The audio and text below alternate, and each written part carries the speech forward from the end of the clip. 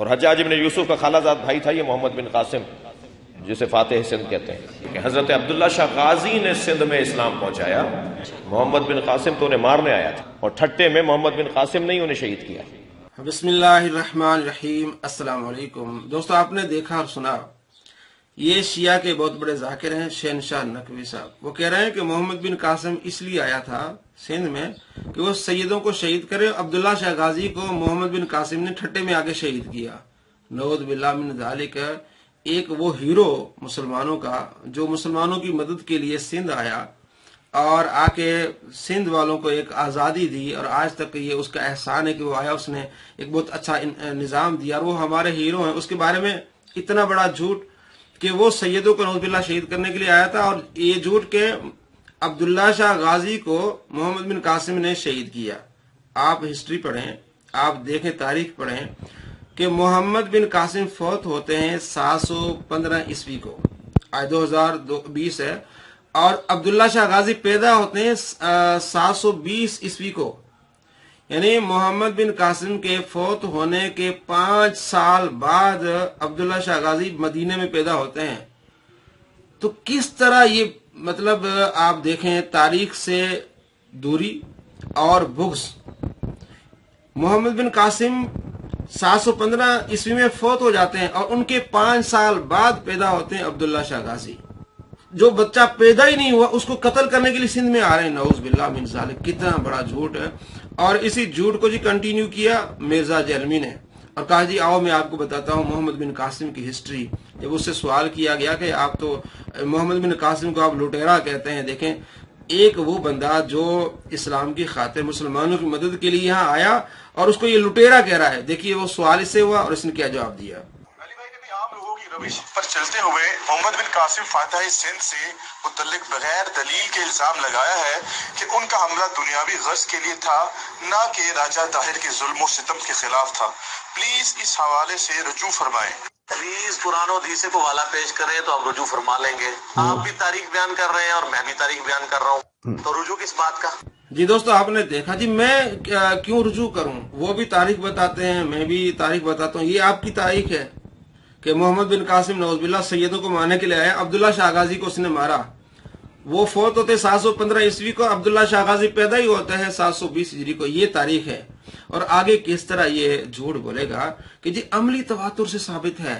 جس طرح عملی تواتر ہے نا کہ قائد اعظم نے یہ سیکولر نظام نہیں بنایا تھا، قائد اعظم نے مذہبی ایک ملک بنانے کی ان کی خواہش تھی، اور تو یہ عملی تواتر ہے۔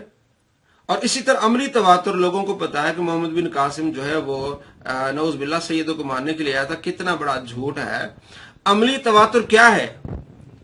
پورے پاکستان کا مسلمانوں کا عملی تواتر یہ ہے، وہ یہ سمجھتے ہیں کہ محمد بن قاسم، اور تاریخ میں بھی یہی ہے کہ محمد بن قاسم مسلمان مظلوموں کی مدد کے لیے آیا تھا۔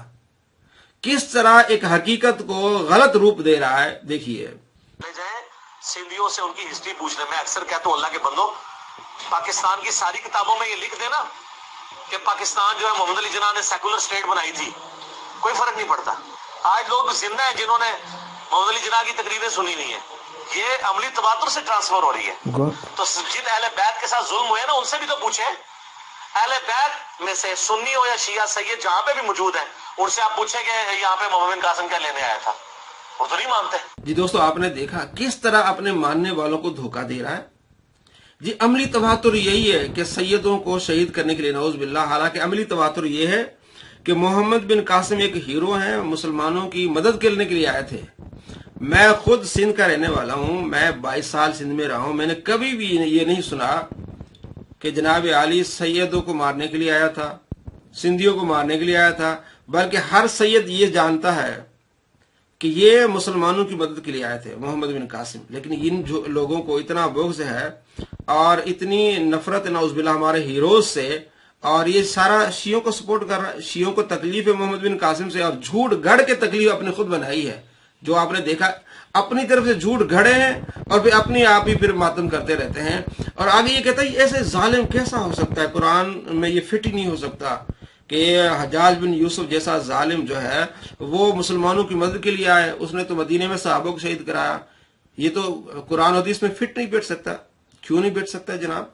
आपने नबी अलैहिस्सलाम का ये फरमान नहीं सुना कि अल्लाह तबारक व तआला जालिम से, फासिक से भी दीन की मदद ले लेता है? तो ये फिट नहीं बैठ रहा।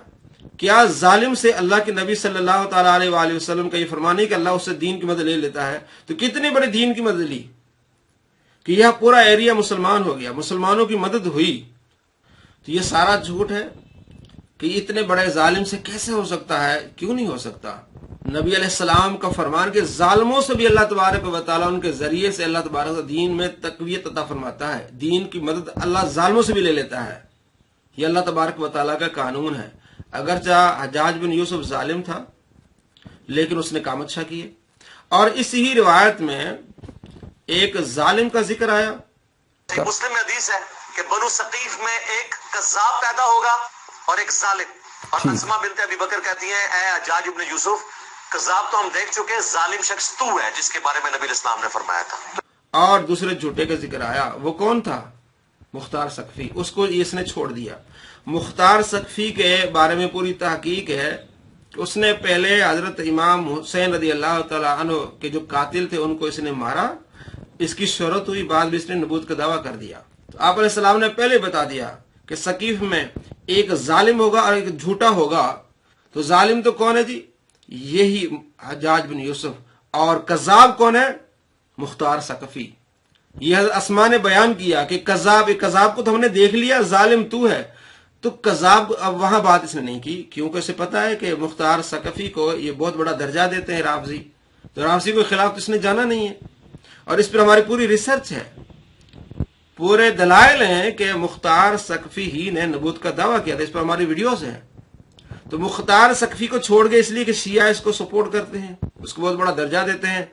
और जहां मोहम्मद बिन कासिम की बात आती है, जिसको मुसलमान हीरो समझते हैं, तो वहां शियों की सपोर्ट कर गया। शिया झूठ उनकी तरफ मंसूब करके उनके साथ बुज़ करते हैं।